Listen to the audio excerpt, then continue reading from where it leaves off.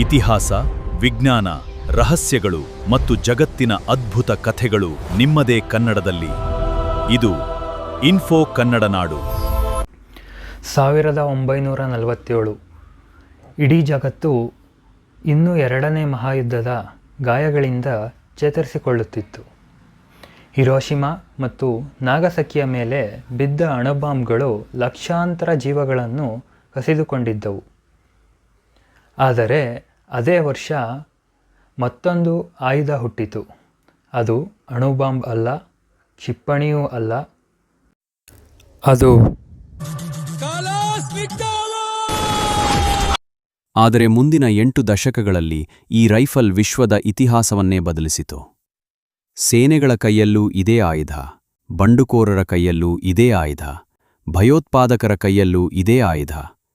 ಇಂದು ನಾವು ತಿಳಿದುಕೊಳ್ಳೋಣ, AK-47 ನಿಜವಾಗಿಯೂ ಹೇಗೆ ಹುಟ್ಟಿತು.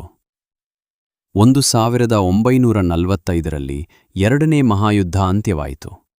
ಸುಮಾರು 7 ಕೋಟಿ ಜನರು ತಮ್ಮ ಪ್ರಾಣ ಕಳೆದುಕೊಂಡಿದ್ದರು. ಯುರೋಪಿನ ಅನೇಕ ನಗರಗಳು ಸಂಪೂರ್ಣವಾಗಿ ಧ್ವಂಸವಾಗಿದ್ದವು. ಬ್ರಿಟನ್ನ ಪ್ರಭಾವ ಕುಗ್ಗುತ್ತಿತ್ತು. ಹೊಸ ಮಹಾಶಕ್ತಿಗಳಾಗಿ ಅಮೆರಿಕ ಮತ್ತು ಸೋವಿಯತ್ ಒಕ್ಕೂಟ ಹೊರಹೊಮ್ಮಿದವು.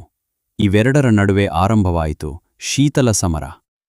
ಈ ಪೈಪೋಟಿ ಕೇವಲ ರಾಜಕೀಯದಲ್ಲಷ್ಟೇ ಇರಲಿಲ್ಲ, ಆಯುಧಗಳ ಅಭಿವೃದ್ಧಿಯಲ್ಲೂ ಇತ್ತು. ಬಂದೂಕಿನ ಕಥೆ ಗನ್ ಪೌಡರ್ನಿಂದ ಆರಂಭವಾಗುತ್ತದೆ. ಸುಮಾರು 1000 ವರ್ಷಗಳ ಹಿಂದೆ ಚೀನಾದಲ್ಲಿ ಕೆಲವು ರಸವೈದ್ಯರು ಅಮರತ್ವದ ಔಷಧಿಯನ್ನು ಹುಡುಕುತ್ತಿದ್ದರು. ಆದರೆ ಅವರ ಪ್ರಯೋಗದ ವೇಳೆ ನಡೆದ ಒಂದು ಸ್ಫೋಟ ಇತಿಹಾಸದ ದಿಕ್ಕನ್ನೇ ಬದಲಿಸಿತು. ಅದೇ ಗನ್ ಪೌಡರ್. ಜೀವ ಉಳಿಸಲು ನಡೆದ ಪ್ರಯೋಗ ಸಾವಿರಾರು ಯುದ್ಧಗಳ ಕಾರಣವಾಯಿತು.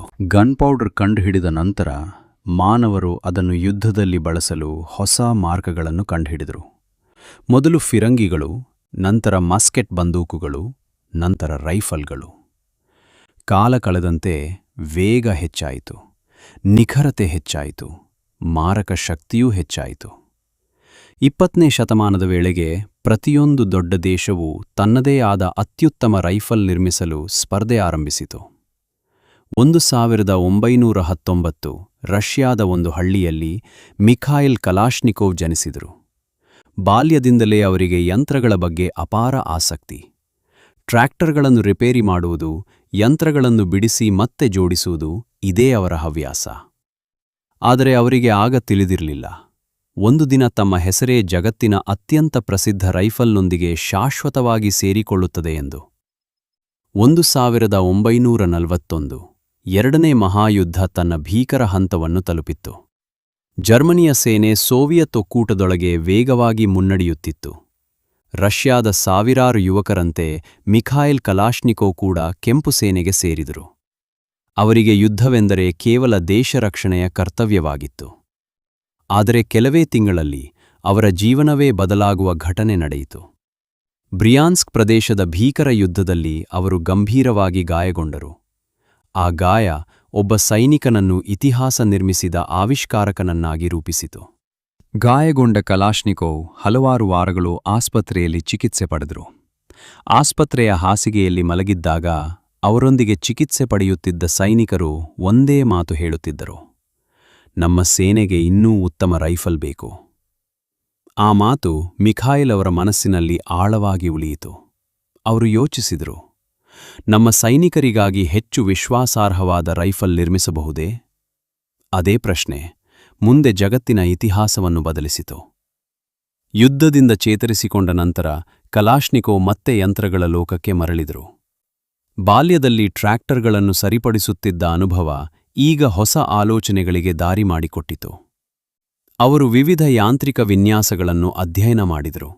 ಸರಳವಾಗಿರಬೇಕು, ಬಲವಾಗಿರಬೇಕು, ಕಠಿಣ ಸ್ಥಿತಿಯಲ್ಲೂ ಕೆಲಸ ಮಾಡಬೇಕು. ಇಂತಹ ಗುಣಗಳನ್ನು ಮನಸ್ಸಿನಲ್ಲಿ ಇಟ್ಟುಕೊಂಡು ಹೊಸ ವಿನ್ಯಾಸದ ಮೇಲೆ ಕೆಲಸ ಆರಂಭಿಸಿದರು.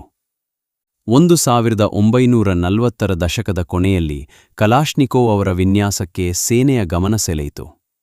ಅದರ ಸರಳ ವಿನ್ಯಾಸ ಮತ್ತು ವಿಶ್ವಾಸಾರ್ಹತೆಯಿಂದ ಅದು ಆಯ್ಕೆಯಾಯಿತು. ಇದು ಕೇವಲ ಒಂದು ಹೊಸ ರೈಫಲ್ನ ಜನನವಲ್ಲ, ಇದು ಮುಂದಿನ ಹಲವು ದಶಕಗಳ ಜಾಗತಿಕ ಇತಿಹಾಸದಲ್ಲಿ ಪ್ರಮುಖ ಪಾತ್ರ ವಹಿಸಿದ ಒಂದು ಹೊಸ ಅಧ್ಯಾಯದ ಆರಂಭವಾಗಿತ್ತು. ಈ ಆಯುಧವು ನಂತರ ಅನೇಕ ದೇಶಗಳ ಸೇನೆಗಳಲ್ಲಿ ಸ್ಥಾನ ಪಡೆದಿತು. 1950 ಮತ್ತು 1960ರ ದಶಕಗಳಲ್ಲಿ ಜಗತ್ತಿನ ಗಮನ ಆಗ್ನೇಯ ಏಷ್ಯಾದ ಒಂದು ಸಣ್ಣ ದೇಶದ ಕಡೆ ತಿರುಗಿತು. ಅದು ವಿಯೆಟ್ನಾಂ. ಇದು ಕೇವಲ ಒಂದು ದೇಶದ ಯುದ್ಧವಾಗಿರಲಿಲ್ಲ.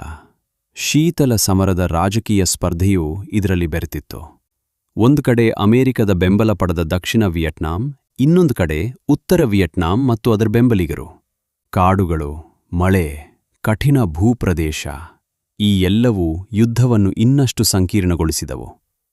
ವಿಯೆಟ್ನಾಂ ಯುದ್ಧವು ಹಲವು ಹೊಸ ಸವಾಲುಗಳನ್ನು ಎದುರುತಂದಿತು. ಕಾಡಿನೊಳಗಿನ ಯುದ್ಧ, ನಿರಂತರ ಮಳೆ, ಮಣ್ಣು ಮತ್ತು ತೇವಾಂಶ ಇಂತಹ ಪರಿಸ್ಥಿತಿಗಳಲ್ಲಿ ವಿಶ್ವಾಸಾರ್ಹ ಸಾಧನಗಳ ಅಗತ್ಯ ಹೆಚ್ಚಾಯಿತು. ಈ ಯುದ್ಧದ ನಂತರ AK-47 ಎಂಬ ಹೆಸರು ವಿಶ್ವದಾದ್ಯಂತ ಹೆಚ್ಚು ಪರಿಚಿತವಾಯಿತು.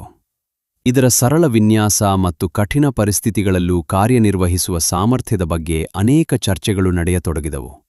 ವಿಯೆಟ್ನಾಂ ಯುದ್ಧದ ನಂತರ AK-47 ಕೇವಲ ಒಂದು ಆಯುಧದ ಹೆಸರಾಗಿರಲಿಲ್ಲ.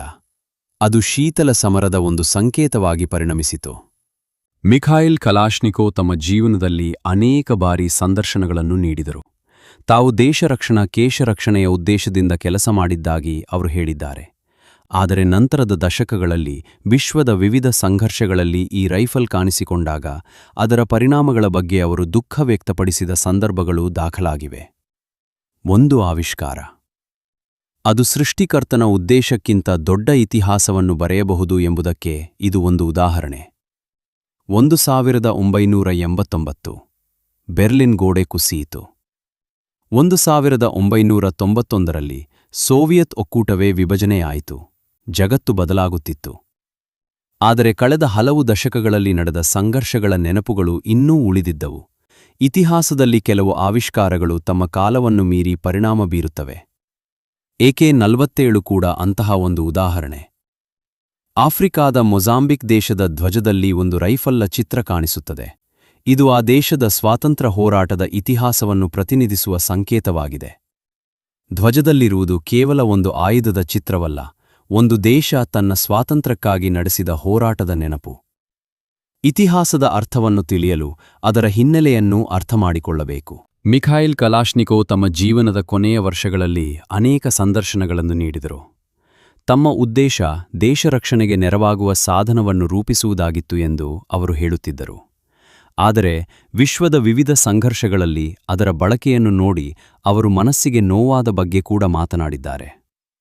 ಒಬ್ಬ ಆವಿಷ್ಕಾರಕನ ಉದ್ದೇಶ ಮತ್ತು ಸಮಾಜದಲ್ಲಿ ಆ ಆವಿಷ್ಕಾರ ಬಳಸಲ್ಪಡುವ ರೀತಿ ಯಾವಾಗಲೂ ಒಂದೇ ಆಗುವುದಿಲ್ಲ. AK-47 ಕೇವಲ ಒಂದು ಯಂತ್ರವಲ್ಲ. ಅದು 20ನೇ ಶತಮಾನದ ರಾಜಕೀಯ, ಯುದ್ಧಗಳು, ತಂತ್ರಜ್ಞಾನ ಮತ್ತು ಮಾನವ ನಿರ್ಧಾರಗಳೊಂದಿಗೆ ಜೋಡಿಕೊಂಡಿರುವ ಒಂದು ಇತಿಹಾಸದ ಅಧ್ಯಾಯ. ಪ್ರತಿ ಆವಿಷ್ಕಾರವು ಮಾನವನ ಕೈಯಲ್ಲಿ ಯಾವ ದಿಕ್ಕಿಗೆ ಸಾಗುತ್ತದೆ ಎಂಬುದು ಸಮಾಜದ ಆಯ್ಕೆಯ ಮೇಲೆ ಅವಲಂಬಿತವಾಗಿದೆ. ಇತಿಹಾಸವನ್ನು ತಿಳಿಯುವುದರ ಉದ್ದೇಶ ಹಿಂದಿನ ಘಟನೆಗಳನ್ನು ಅರ್ಥಮಾಡಿಕೊಳ್ಳುವುದು ಮತ್ತು ಭವಿಷ್ಯದಲ್ಲಿ ಉತ್ತಮ ನಿರ್ಧಾರಗಳನ್ನು ತೆಗೆದುಕೊಳ್ಳಲು ಕಲಿಯುವುದು. 1947ರಲ್ಲಿ ಆರಂಭವಾದ ಈ ಕಥೆ ಇಂದಿಗೂ ಇತಿಹಾಸದ ಪುಸ್ತಕಗಳಲ್ಲಿ, ಸಂಗ್ರಹಾಲಯಗಳಲ್ಲಿ ಮತ್ತು ಜಾಗತಿಕ ರಾಜಕೀಯದ ಚರ್ಚೆಗಳಲ್ಲಿ ಕೇಳಿಬರುತ್ತದೆ. ಒಂದು ಆವಿಷ್ಕಾರ, ಒಬ್ಬ ವ್ಯಕ್ತಿ ಮತ್ತು ಒಂದು ಯುಗ ಇವುಗಳು ಸೇರಿ ಹೇಗೆ ಇತಿಹಾಸವನ್ನು ರೂಪಿಸಬಹುದು ಎಂಬುದಕ್ಕೆ ಇದು ಒಂದು ವಿಶಿಷ್ಟ ಉದಾಹರಣೆ. ನಿಮಗೆ ಈ ಡಾಕ್ಯುಮೆಂಟರಿ ಇಷ್ಟವಾದರೆ ಇನ್ಫೋ ಕನ್ನಡ ನಾಡುಗೆ ಬೆಂಬಲ ನೀಡಿ. ಇಂತಹ ಇತಿಹಾಸ, ವಿಜ್ಞಾನ ಮತ್ತು ವಿಶ್ವವನ್ನು ಬದಲಿಸಿದ ಘಟನೆಗಳ ಕುರಿತು ಇನ್ನಷ್ಟು ಆಳವಾದ ಡಾಕ್ಯುಮೆಂಟರಿಗಳೊಂದಿಗೆ ಮತ್ತೆ ಭೇಟಿಯಾಗೋಣ. ಧನ್ಯವಾದಗಳು.